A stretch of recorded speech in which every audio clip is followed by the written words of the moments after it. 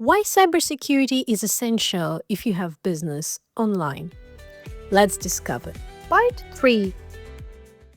And now the denial of service attack. These attacks try to crash or make a system unavailable by flooding it with traffic or sending it information that triggers a crash.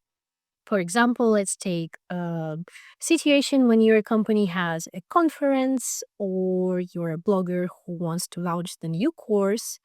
And within this live action, you're telling that during the nearest hour, you can buy a course with discount 50%. And the attacker actually crashes your website simply because it is possible.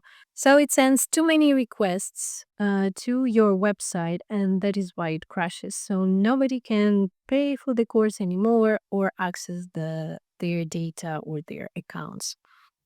So, a DDoS attack can overwhelm your digital front door, cutting off customers and cash flow. But what about an attack that doesn't make a sound?